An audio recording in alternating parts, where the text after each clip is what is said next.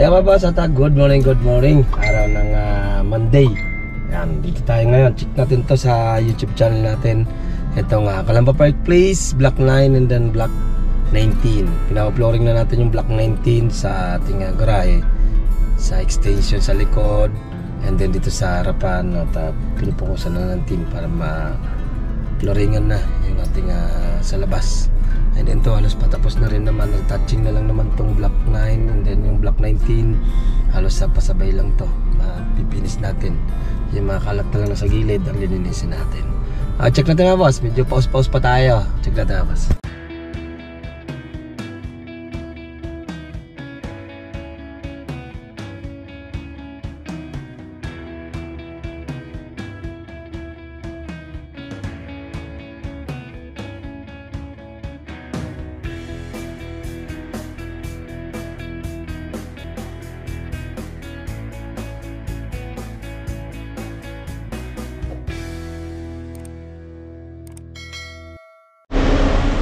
Kaya mga boss, check natin itong interior natin. At halos pa-clear na tayo dito. May ilaw na tayo. Fill light. Malalaking fill light. Lang dito. Laki ng fill light.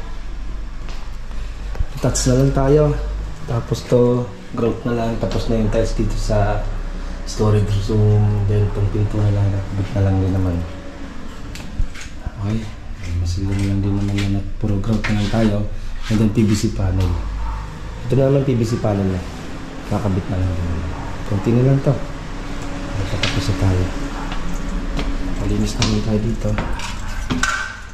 Ito, nag-grout na naman tayo dito sa loob. Pero pa-clear na tayo. Then nakakabit na lang natin yung toilet bowl natin dito. Okay. Halos na patapos na. Same lang din sa Block 19. Ganun din. Ito yung Block natin. Block 9. Ito yung Block 9 natin. Okay. Ayan. Kunti na lang. Ito naman i-aspia na lang naman to. Pauli na to. Para wala nang dudumihin. Kunti na lang. Ayan mga boss. Check naman natin yung Block 19. Dito rin sa Calamba Park Place. Halos patapos na rin naman yung Block 19 natin. Kaya boss, update ko kayo pag nandun na ako. Ayan mga boss, dito naman tayo sa Block 19. Ayan. Preparasyon tayo para sa ating flooring. Ayan, check natin mga boss.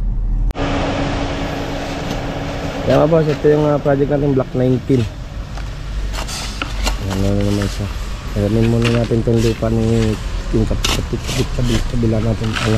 Kabila unit. Asintado na rin dito para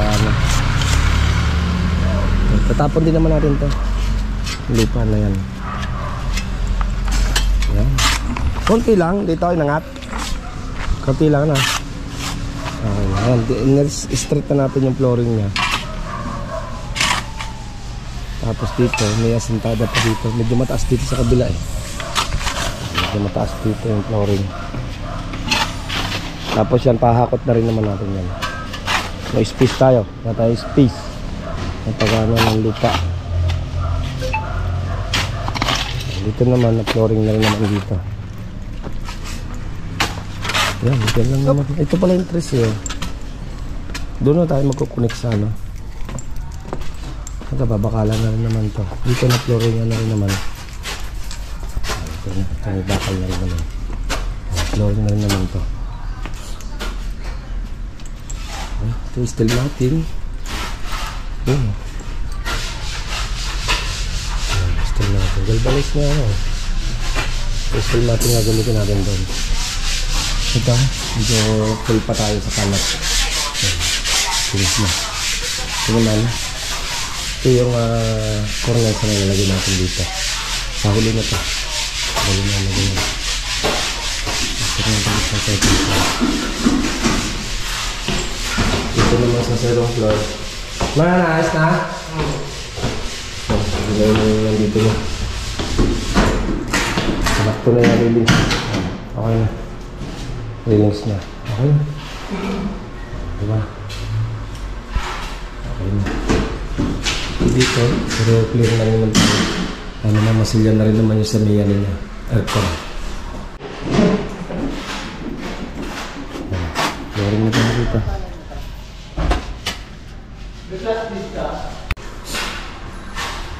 Natin konting pasilip. Block 19. Malapit yung block 19 natin.